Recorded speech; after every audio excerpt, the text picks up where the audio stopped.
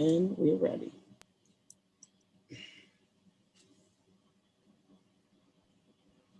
Now we're not seeing my slide show yet. There we go.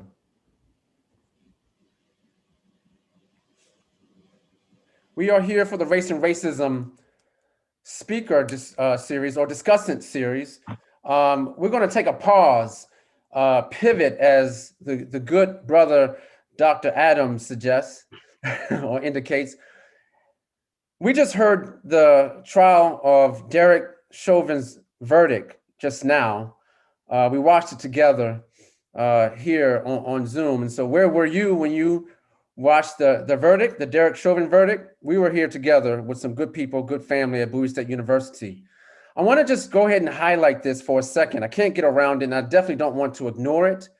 I am personally running around with a little bit extra adrenaline based on this verdict, and I would have been no matter what the verdict was.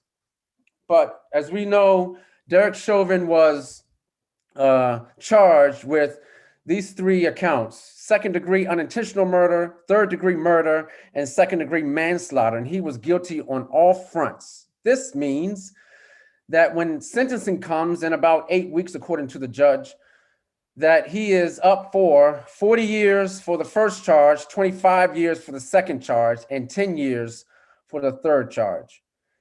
I have my personal / professional opinion is that while I am excited and adrenaline stricken by this verdict and consider this a win, there's no winning because I consider this a win. It is the history of racism in America, of racism in particular on Black people, that we are positioned around the television, the computer, marking down your calendar, what day and who are we with. And it's unfortunate. It's just my opinion. It's a win in some respect, but we're in a fight. And being a martial artist and humbly said, an accomplished, award-winning martial artist, there's never a win when you're fighting. There's to the extent that you are accomplishing your goal. And so we accomplished our goal today. Win or not, we accomplished our goal. Derek Chauvin was convicted on all three charges. He will see time. I don't know how much, of course, but we're showing, we worked to show not just America, but the world, what it means to not dehumanize Black people. We'll circle back to this in a little while, but I do want to continue on with our work today, right?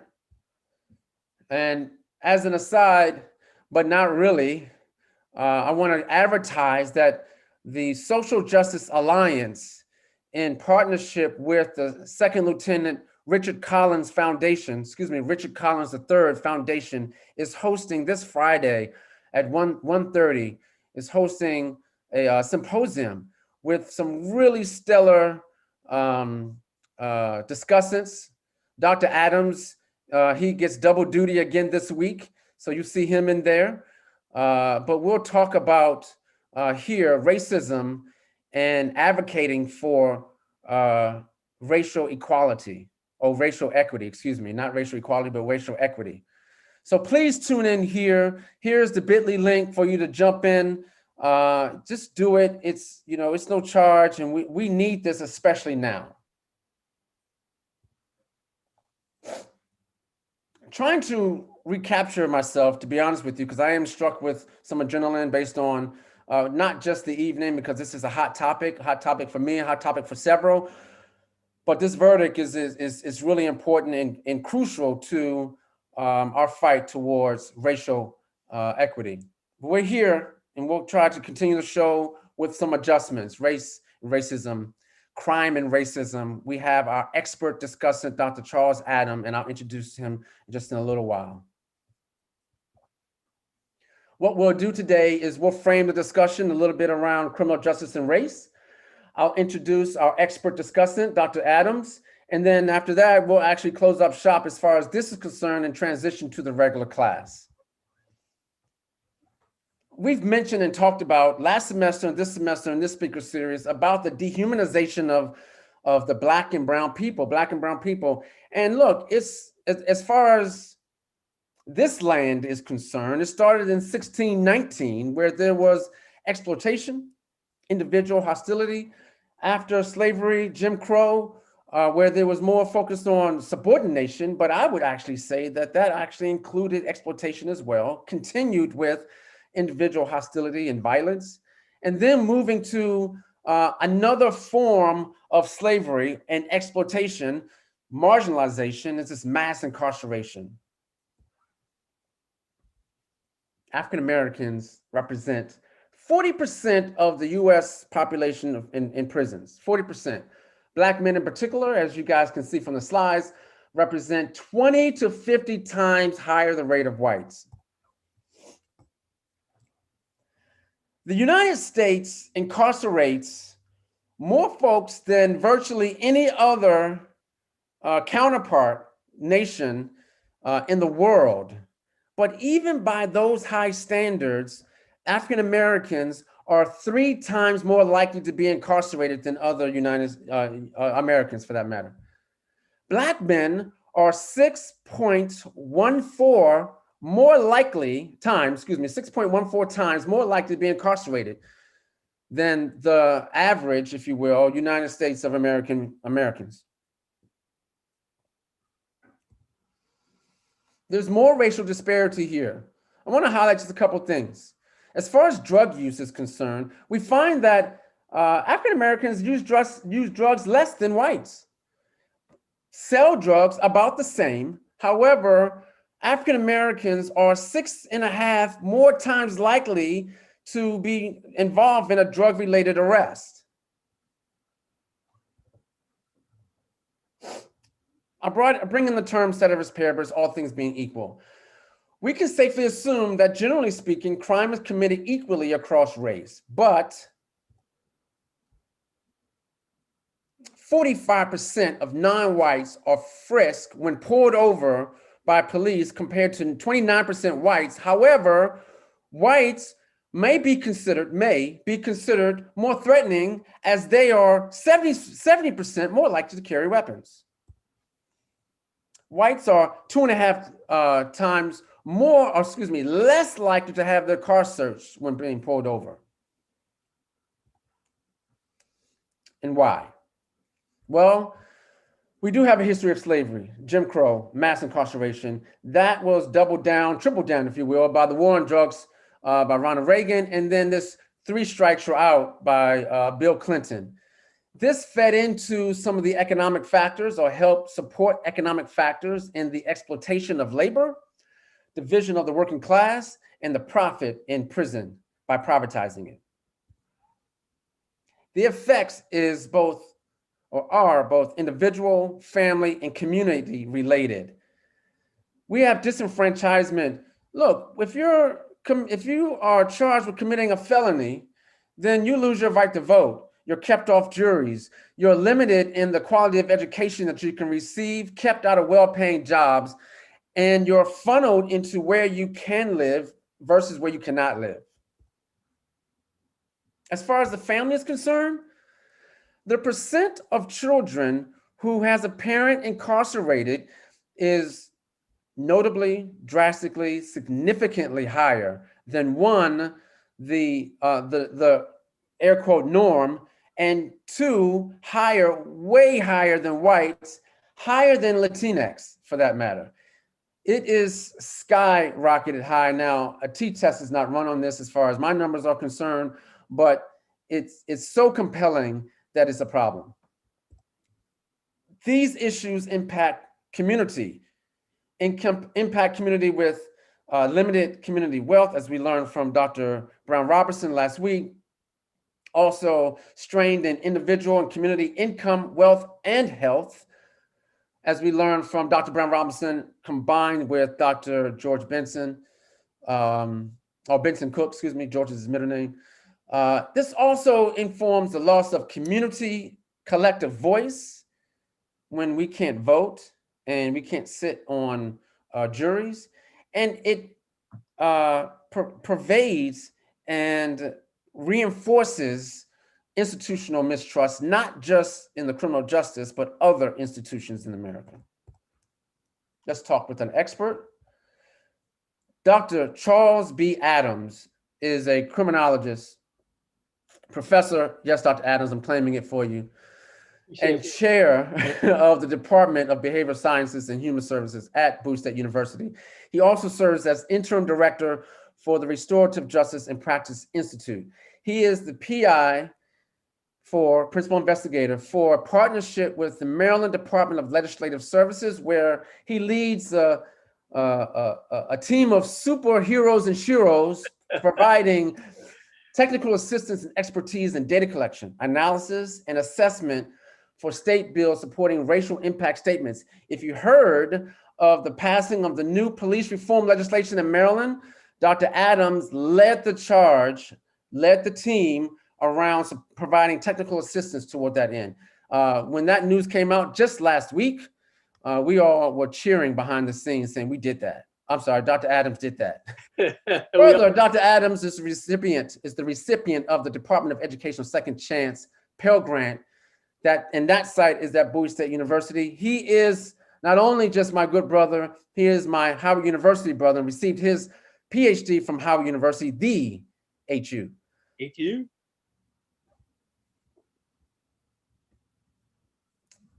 And Dr. Adams, as I transition off my share screen,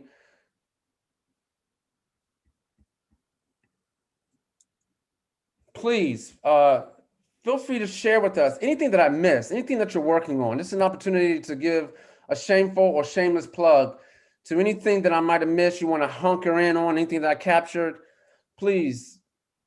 Well, first of all, Dr. Coleman and your class in the class, thank you for this invite. It's really an opportunity to come and share some thoughts with my fellow scholars and have a healthy discussion around some very important issues: criminal justice, race, and racism. It is a topic that is unfortunately timeless. It is a topic that I feel somewhat, conflicting about, because some of the great scholars of our time have sat around and discussed these very issues. From my initial hero, W. Du Bois, Kelly Miller, the founder of Howard University Sociology Department, E. Franklin Frazier, and the list goes on. All the scholars that have really discussed this issue of race and racism in America. And it has been 500 years in the making, and it will continue to haunt us unless we do some serious soul searching. And so I think you covered the issue in your initial presentation. And so I'm looking forward to just having a conversation about this topic. Yeah, thank you, Dr. Adams. I want to add that Dr. Adams, I've worked with Dr. Adams in a couple capacities. And I want to say, now that we're recorded, and all who is watching and have been watching, I find you to be an exceptional leader. I find myself to have been a professional employee for a few decades now, and I know leadership. And so you practice exemplary leadership. So thank you for that. Well, I appreciate it. Appreciate it. Dr. Adams, let's not circle around the elephant in the room. How do you feel about this verdict? Wow. I can put that second, third if you want to. Wow. It's fresh. It's fresh in my mind, and I need to digest what just occurred. Yeah. And really have some reflection. But I guess I can give my raw response is we can't lose sight of the many men and women that have been victimized, but sadly enough, will be victimized in the future that will not be recorded. This gentleman and this incident was filmed. Yes. And that's one of the rare occasions that we get to watch murder in real time. But I'm also, like I said, very disappointed that it will happen again and again and again. Mm-hmm. And it will not be televised, will not be filmed, but the impact would just be would just be as profound as what we watch, because some family members will have lost a loved one because of senseless police killings. Yes. And we need to really address this legacy that we have in this country of state-sponsored violence. And we have to call it what it is. It is state-sponsored violence. And we have to stop making excuses. We have to stop rationalizing it. But that's because we spent 500 years crafting the image, not only of what America looks like, but also the image of people of color. It started with the Native Americans, and Dr. Coleman, if you allow me to digress and go down this rabbit hole just temporarily. Oh no, it's your rabbit hole. Let's go. Okay, because I'm often, stunned by the lack of acknowledgement of our Native American brethren. Roughly 500-600 years ago, Native Americans were 100% of the U.S. population, and we watch over this 500 years plus a systemic, calculated attempt to drive Native Americans first off their land, and then box them in on desolate reservations, and their numbers through time slowly dwindle from 100% to today less than 1% of the population. The United Nations characterized the precipitous fall of Native Americans to less than 1% of the population genocide. And so I challenge people this. If you spoke to Sitting Bull or any leader of Native Americans in 1860, 1870s, and said to them when their populations were 40 and 50% of the United States population, that one day you'll be less than 1% of the population and you almost be extinct. What would that look like? What would that conversation look like? And they would, first of all, they would be quite surprised and probably not believe that their people will be wiped out. Right. And so my challenge as a scholar is to do a analysis and ask, where are we? And I mean we, African Americans, on this timeline? Because I think there has been state-sponsored violence. There has been systemic, well-planned program aimed at various stages of this experiment with African Americans of solving the racial problem, as W. Du Bois said, the problem of the color line. And I think we have to look and see, where are we on this timeline? Are we heading for, in a century or two, the same fate that our Native American brothers have dealt with? And I know people think, well, wow, that's heavy.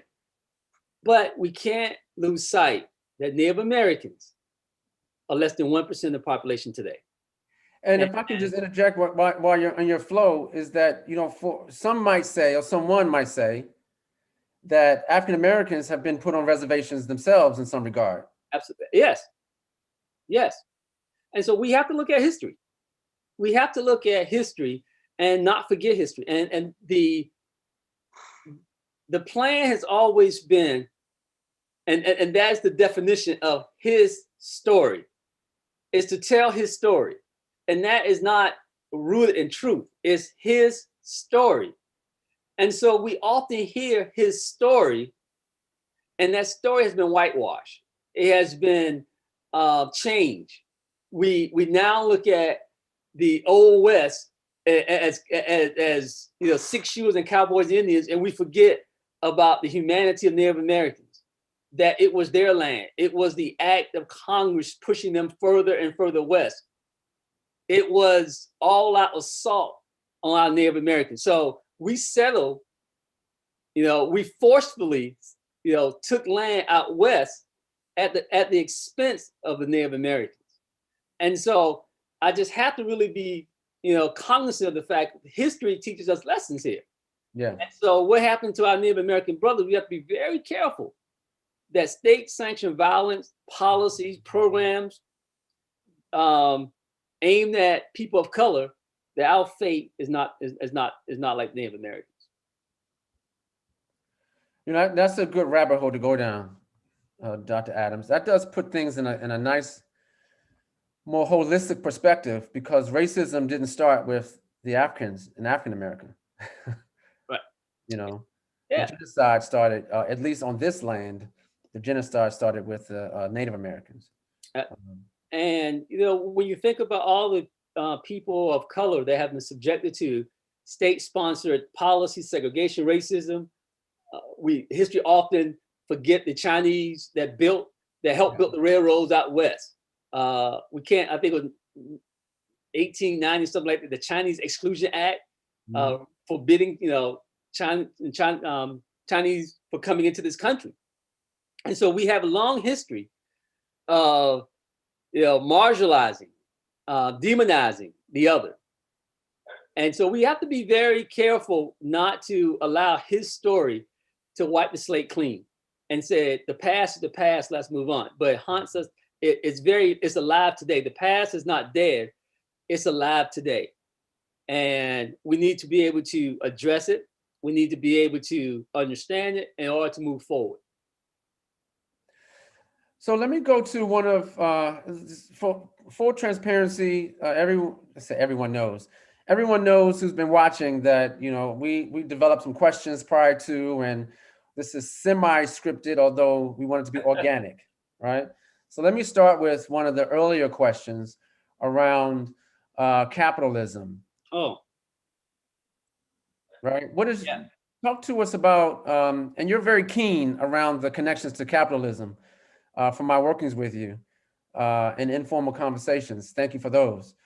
But we discussed racism being closely tied to capitalism and power, and capitalism and power being tied to whiteness. To what extent has this dynamic impacted people of color traditionally marginalized? So can you put your spin on that? Yeah, that's it.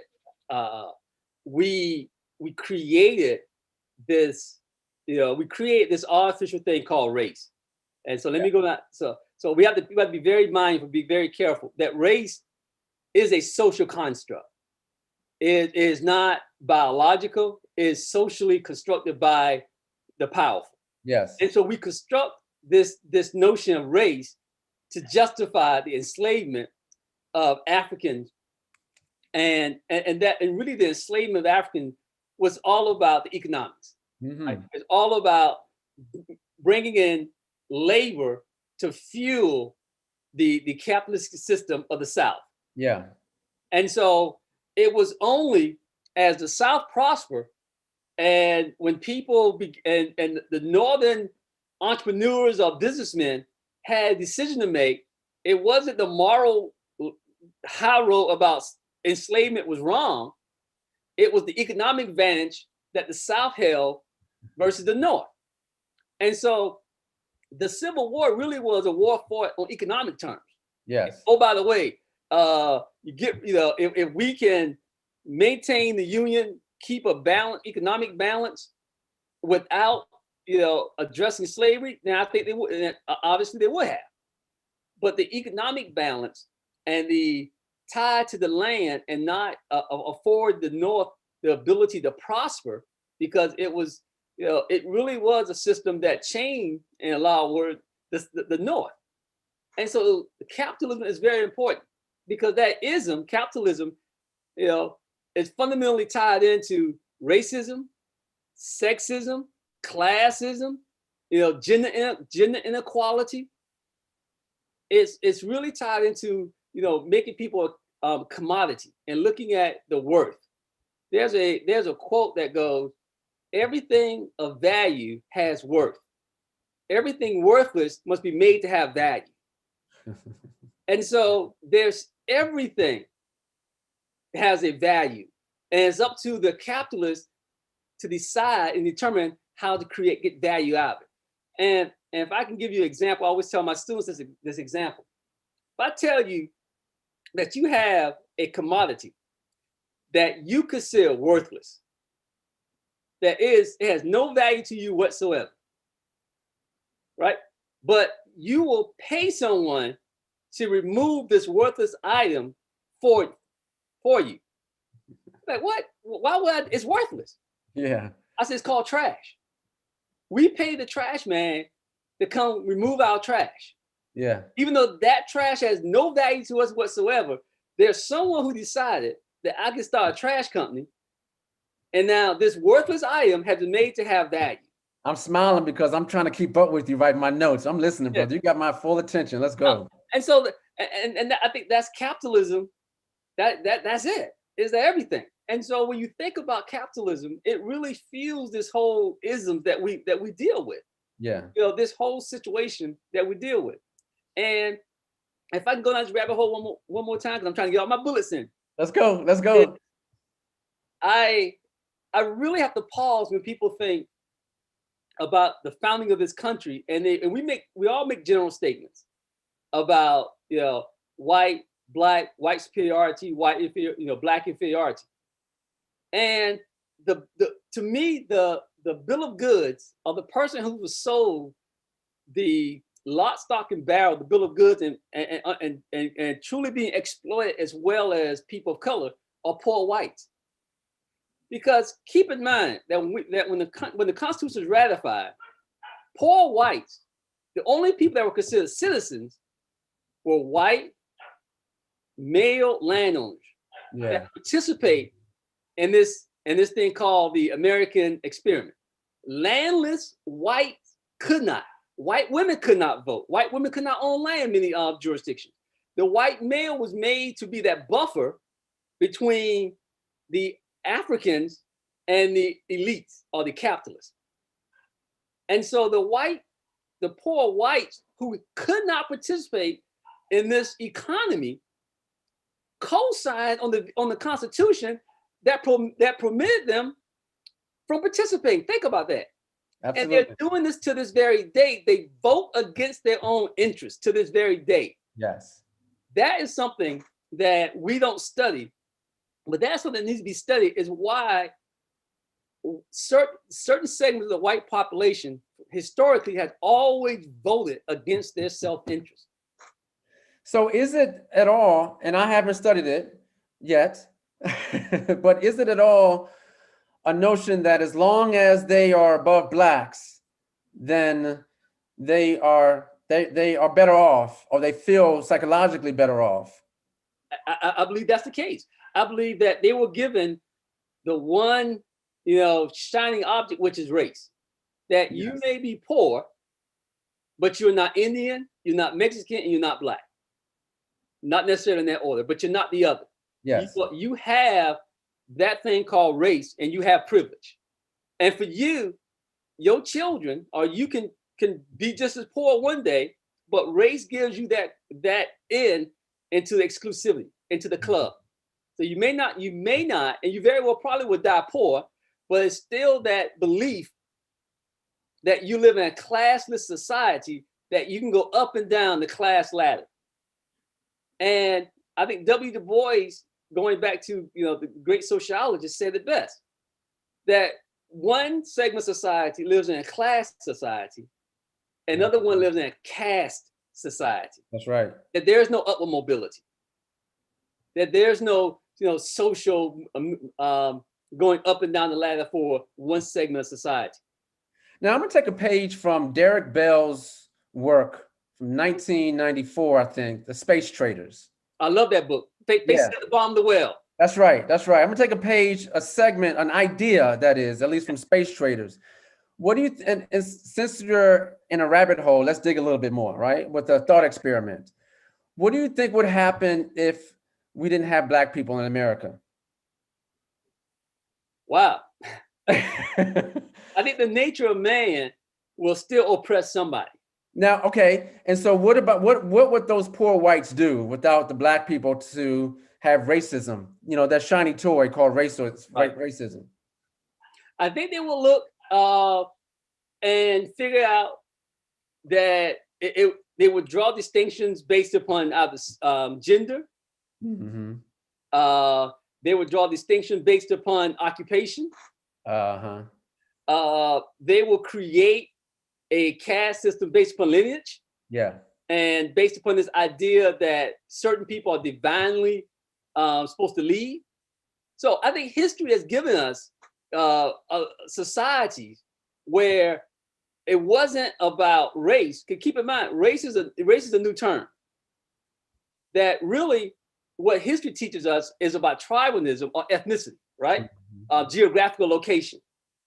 And we find time to oppress people from different geographical locations. Yeah. So I think the nature of man will always find a way to suppress somebody.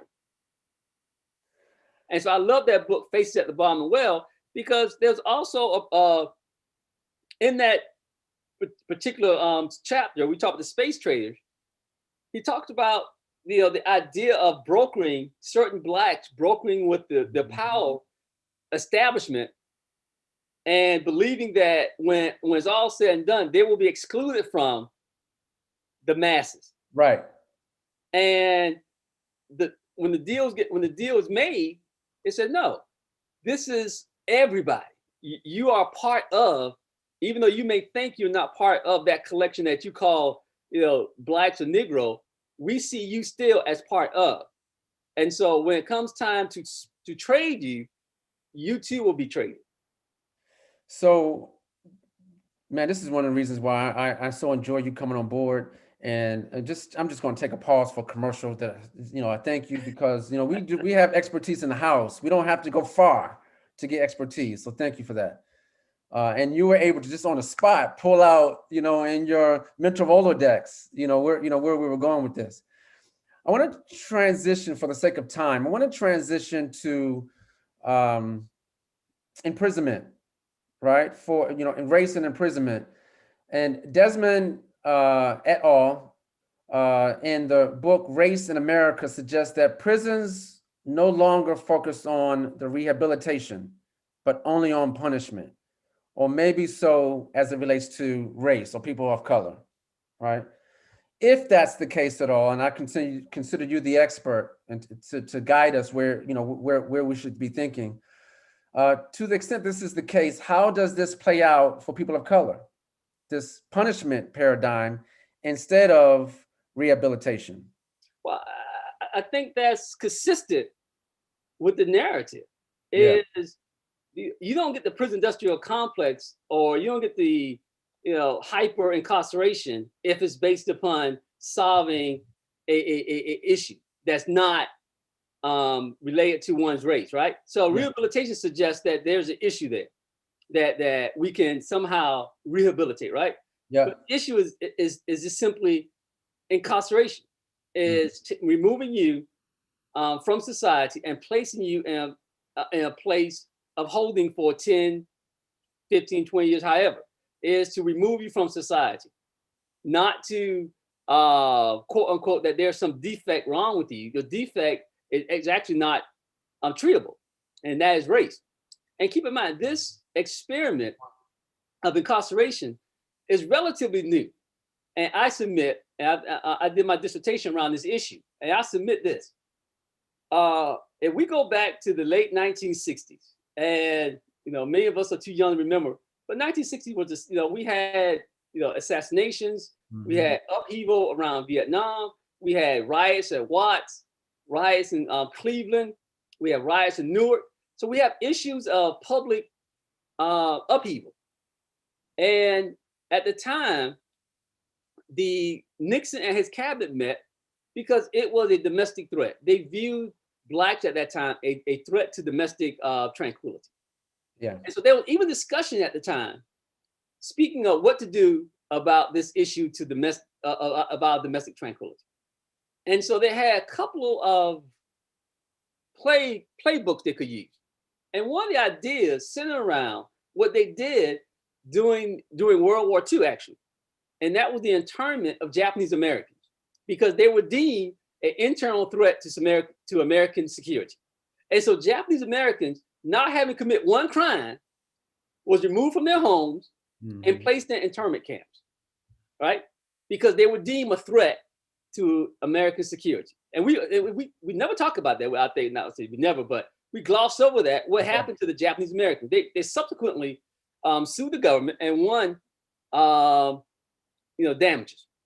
So Nixon and his colleagues in the late 1960s were having this conversation of basically doing the same thing with the radical blacks, is rounding them up, putting them in internment camps because they're a threat to our safety, our security.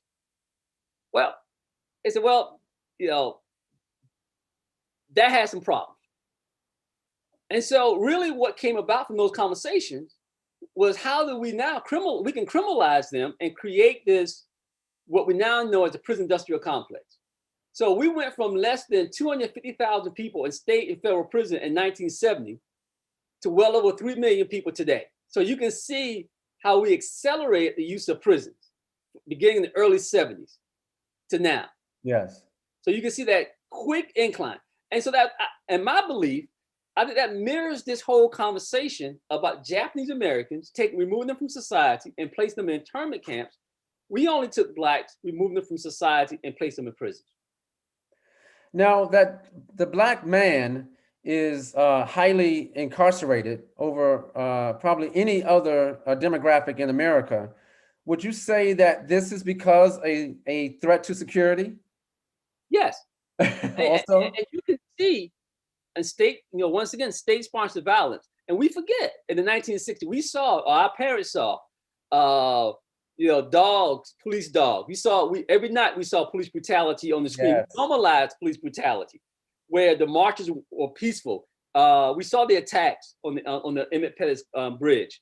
We saw the dogs. We saw the batons. So we saw in real time state-sanctioned violence against peaceful protesters. And so I think the solution, one of the solutions they came up with, is I think the data bores this out, is the creation of the prison industrial complex. And just look at the numbers beginning in 1972 to now, and look at the rapid increase of prison population, especially of African American and more specifically African American males. Yes. I think that has been a response, just as Jim Crow was a response to Reconstruction. The prison industrial complex is a response to the civil rights movement. Yes.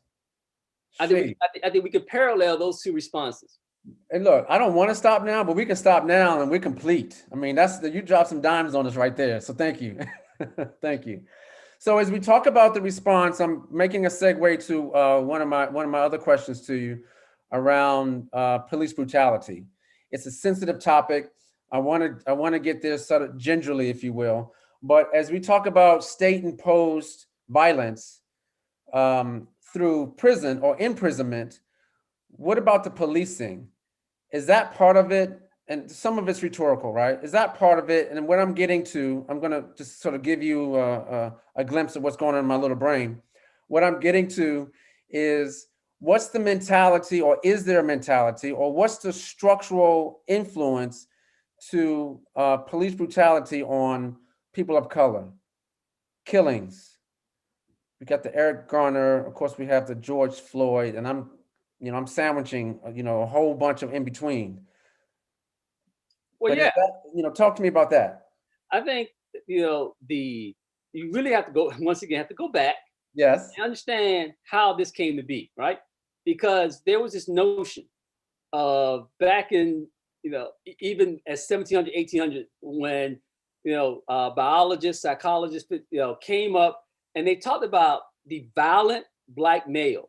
Yes. And his impulsivity and the need to always have some control over the violent black male. And for me and my people in arts, we know the first film was The Birth of a Nation. Mm-hmm. And in that film, they talked about the violent black male and having society track down this violent black man who assaulted a white woman, right? Yes. And so this narrative of black people being violent and needing some type of social control. Yes. That to me is the birth of policing. So policing has different components to it. In the black community, it is law enforcement. Uh-huh. In the white other community, it is service-oriented policing. Policing provides a service. Yes. It is to check the doors on your business. is to make sure your burglar alarm went off. Let me go check. Well, in the dark communities, it is to enforce and maintain the order of that community. And that requires, prior to 1970s, it was the police officer did what they call containment. Is you can do whatever as long as it's contained within your jurisdiction. Oh, I see. I see. And because you had natural barriers such as segregation, then police officers at the time did not have to worry about, or they could police certain communities and you were out of place in those communities. That was easier because you had a natural barrier called segregation. They segregate you in certain communities. And it was all about containment. And you could do whatever in those communities because you were contained. As we get into the 60s, into the 70s, and we start integration takes over, now you really see the ramping up of the patrol aspect of policing and making sure that certain people are not encroaching upon certain areas of town. Now you said that you didn't, you asked me, you didn't say anything. You asked a question when I asked you, invited you, and you graciously agreed. So thank you. Am I going to teach your class? And I was like, no, we're going to have a discussion. But man, you were teaching us. You are teaching us. Thank you. So skipping to 21st century, 21st century. But with body cams, and everybody has a camcorder in their cell phones. Just dated myself, right? But everyone has a recorder now. It's a question that you might not be able to answer, but I am interested in your thoughts around what makes, like what's the possible mentality, either individually or structurally, for a police officer of policing to continue this type of behavior, even though they know they're being recorded? I mean, it really is going to take a fundamental shift, a seismic shift, and that really becomes seismic shift in how we value each other's lives. Mm-hmm. It is, do we value life, or do we still believe that, and we still operate under the guise that we are here to control a certain segment of the population? And it's such a loaded relationship between a black male, or black and police officers.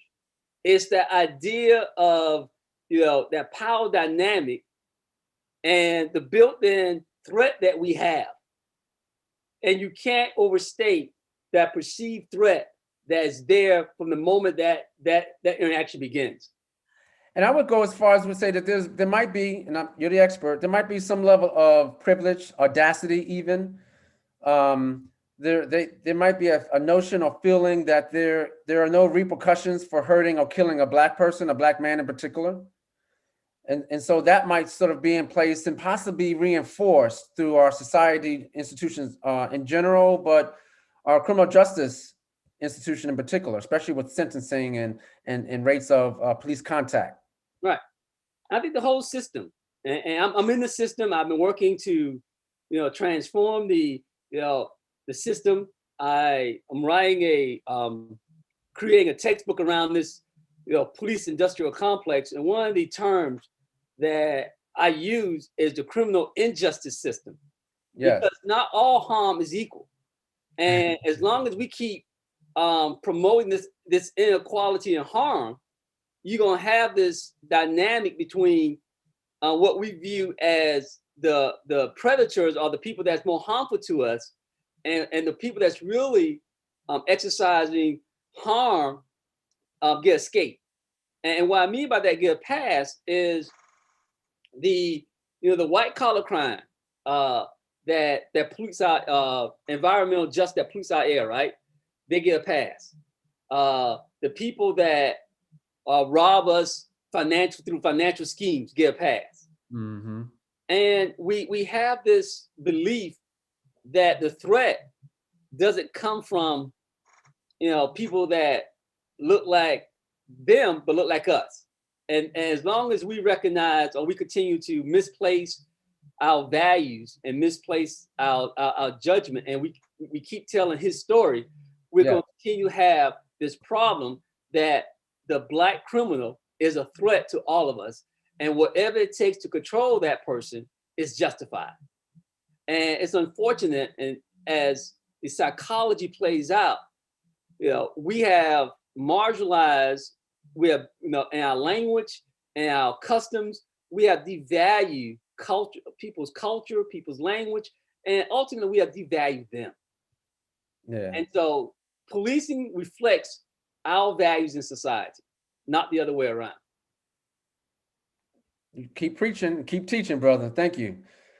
I want to transition to sort of our last phase of my questions, and then opening up for questions from the students and from those who are watching on YouTube. But looking, trying to turn our frown upside down, or looking at the glass half full more so. Here's my lead in. You lead a BSU team that works with the Maryland Department of Legislative Services to conduct data research and provide recommendations for racial impact statements toward Maryland's police reform legislation. Is this the answer to racial equality for Blacks and other marginalized groups? Is there something else? Is there more? What do you think? I think as far as policy goes, it's a start. But I truly think what you're doing and having these open conversation and dialogue is really impactful. It starts with understanding the other. It starts with how can we all benefit from what we have created, have created. How can we all benefit from what we have created? And I'm gonna give this sister a shout out because I just started her book. Yes. And it's called The Sum of Us: What Racism Costs Everyone and How We Can Prosper Together. It's a must-read, excellent book. Sister, put it down. I'm writing it down right now. And what really the crux of the book is, we have this notion of this zero-sum game, that if I benefit, you lose. Yes. And that's how we have begun to look at African-American progress in this country. Yes. The others are whites think, well, if African-Americans are progressing, then something is being taken away from me. I'm losing. All of us can win. They can't prosper and I gain. Exactly. And that zero-sum gain is really the crux of what's taking place now, even though the whites make up the majority of people uninsured in this country. But they, once again, going back to my initial argument, they vote against their best interest. They make up the majority of people in poverty, but yet they vote against their best interest. Because this notion that if one segment is gaining, the other segment is losing. Yeah. And we have to understand that it has to be a collective we. And if one is gaining, we all win. And that's what it's going to take, the notion that we're in this together and everybody can benefit from what we have built. I agree. And you practice that just in your everyday, in your leadership. That's one of the things that I appreciate about your leadership. It's oftentimes, not all the time, a we versus an I. And you position folks to excel as best that they can, and as a team for that matter. So that communalism, I can definitely appreciate, and I know that you live it, not just speak it. Right? Yes, it's important. So what we'll do, if it's okay with you, Dr. Adams, we'll open it up to the larger group for any questions. I've been asking away, right? But what happens here is that we ask for everyone to put their questions in the chat, and I read them off as they come.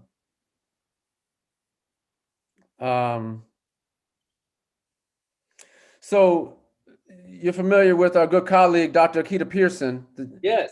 The judicial system and judges must be addressed. The laws that protect policing of Blacks with harsh punishments and killings, just lost it, must be eliminated.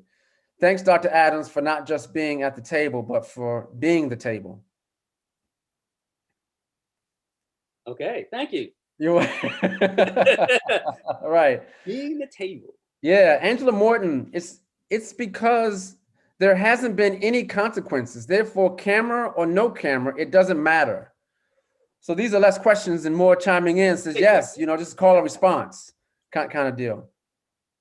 But until we have the big we, and all of us see the harm in over policing, the harm of killing a fellow American, not just, I think we sometimes, not sometimes we segment ourselves when they say, the news said, well, African American. Yes. And for the other, it's the American. And so until you recognize that it's all of us that is impacted by this, it's the larger we, and not just a Black problem, not just a brown problem, but it's our problem. Absolutely. And until that gets acknowledged, then this will continue. Dr. Brown Robinson, she mentioned last week, and it took me by surprise, but I can understand it, that if we eliminate racism, America will be that much richer. Yes. But and that's the point of the book I just showed you. Yeah. And I'm reading is that it cost us. Racism cost us. Yeah. And it will allow us, you remove racism, and you can have all of those programs and policies that will benefit truly the masses. But as long as you believe that that some people, that it will benefit us, those people that we don't want to benefit, then we will continue to press against those things. Let me give you an example in the and this is also in the book, but also things that I've read in the past. Yeah, listening. And it talks about FDR New Deal. His set of policies aimed at revitalizing and jumpstarting the economy after the Great Depression. And there were many types of programs that Social Security, the GI Bill, housing. And it was overwhelmingly supported by whites across the country. They believed in all of those social programs. There was no railing against socialism, or there was no talking about, the government should stay out of this arena. It was overwhelmingly possible and support. It actually built the suburbs. People were able to buy homes because of the New Deal. Okay. It wasn't until the 1960s when the New Deal allowed Blacks to get into and collect some of these social benefits. Then the public assistance began to be demonified. Yes. They thought, oh my God. And it was only then that they had a problem with the public assistance program or Social Security program or the VA or housing.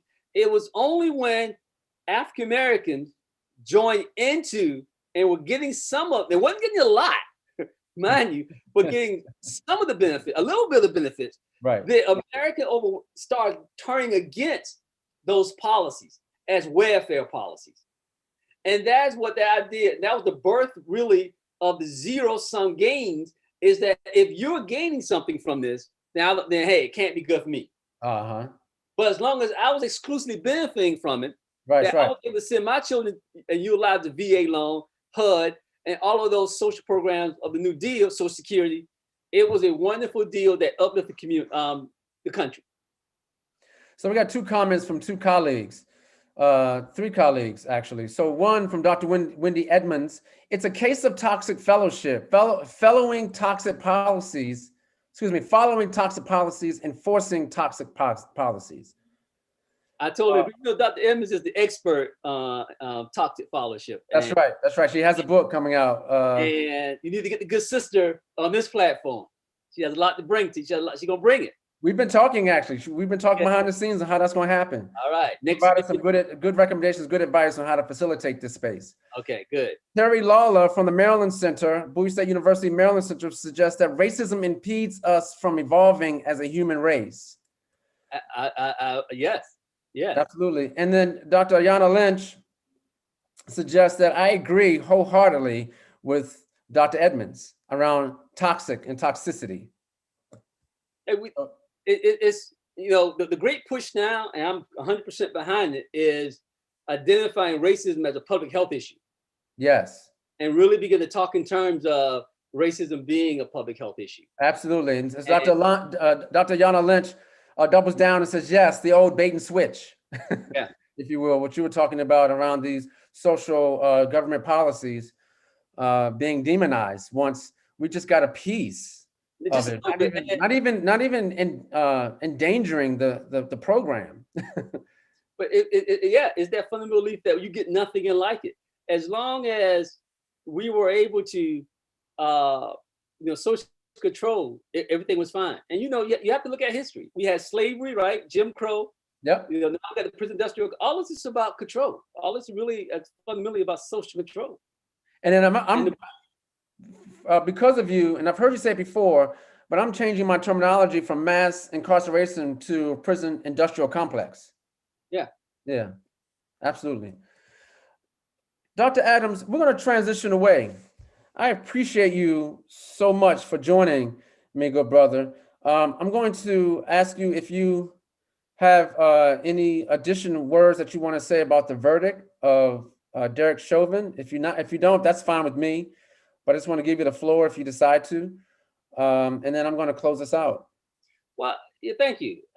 I think we have to be intentional. I think it is a verdict in one case, and what we need to be mindful of until we convict the system, and we get the verdict from the system's guilt and trial. I think that's what all of us are looking for: is putting the system on trial and having that verdict read of guilty. And that's how we're going to make change, is when the system is recognized for the harm that it's causing, is producing those type of police officers, is allowing them to skate by without, majority of them without penalty. We have to look at the system, and we have to be mindful that until we address the largest system, that flare-ups will continue. And I will submit that as we are, we live in this bifurcated society, this binary society, the far right, far left, that the day of reckoning is coming. Yes. And what I mean by that is we cannot continue down this path of us versus them. That we have to see that we have to find a way, and we haven't done so far, is to acknowledge the humanity of all. And that is going to allow us to address all of this inequity, inequality, is to give up something that is dear and true to you. And that is, that you cannot allow one group privilege over another. That's right. And you can't hold on to it and at the same time preach equality. And in that case, you giving up privilege will allow all of us to truly prosper. Absolutely. We have a comment from my good brother, Dr. Julius Davis. I try not to shout out myself, but he's shouting me out, and he's made a comment saying that Dr. Coleman, gave testimony about racism being a public health issue. And I did that for the DC government last semester. But it is a public health issue. Yeah, absolutely. Serious public health issue. Yeah, before the CDC announced it. You were there. DC government was really a leader in that space. Dr. Adams, I want to close out by saying a response, not the only response, to the Derek Chauvin murder trial and the verdict is that regardless of how we feel, with whether adrenaline, sad, happy, indifferent, for me, it's a mixture of emotions. I would call it a Tootsie Roll or some kind of way type of emotion. I would say that it's time for us to put more focus into our focus. Whenever we have a hurdle, whether it's a hurdle of success for that matter, or a hurdle of challenge, I think it's an opportunity to make what's important, important. And so I think that wherever spaces that we are in, where we are fighting racism, then we should double down on that fight. we should put more focus into that focus and come together, as you're saying, Dr. Adams, to be communal about it. Because there doesn't have to be a first or second. We can all be first together. Yes. Right? Yeah. And so with that said, Dr. Adams, I can't thank you again. I've said it to, I don't want you to think I'm cheating on you. I said it to Dr. Brown Robertson, right? If my thank yous transferred to money, you would have a sitting pile of money in your living room, jumping into it, right? In and out, your whole family, right? So thank you, sir. I really appreciate you. You really brought the expertise, taught me some things, and really presented in a way that we can learn as a community and come together as a community. So thank you. I appreciate it. Like I said, I appreciate the opportunity to converse with your scholars and yourself around this very important issue. But like I said, as I close out, I believe one day, hopefully, that we won't find the need to come and meet and discuss racism. That yes. One day that our acknowledgement, our full humanity will be acknowledged. All the barriers, all the structures, all the institutions will be removed, and that everyone will truly be viewed as they are, and that's equal, as human beings. We have some final comments from my colleagues, Dr. Adams, Dr. Lynch. Absolutely, racism is a public health issue. Research shows that exposure to chronic racism, microaggressions, i.e. microaggressions, lead to chronic health issues, high blood pressure, and cardiovascular disease. Dr. Davis, Julius Davis says, two of my good brothers, Dr. Sean Coleman and Dr. Charles Adams, two of BSU finest scholars. Thank you, my good colleagues, for those shout outs and for your participation. Dr. Edmonds says, yes, indeed. So I'll close out here by giving a general thank you. Thank you to my colleagues for absolutely your participation coming into this space and us talking about race and racism today, the criminal justice system. I want to thank I want to thank Ms. Wedderburn, Conference Services. Oh, yes. She's behind the scenes. I'm calling her Oracle. She's the Oracle. She makes things happen. She probably has a virtual computer where she's got this going, and she's moving things around and making it happen. So behind this, she's giving me my links, my websites. She's telling me when to go, when to stop. She's telling me everything. So thank you, Ms. Wedderburn. Thank you to my in-house technology advisor, Nicholas, who my son, Nicholas, who creates my flyers, creates my social media campaign, and gives me a very honest look around how things look and how things should be electronically. So thank you to that, and my colleagues. I can't thank you enough. I think I've thanked everybody enough right now, and my friends who are participating and been supportive. Dr. Adams, without further ado, I'm going to close up shop. Ms. Wedderburn, I think we're done. All right, good brother.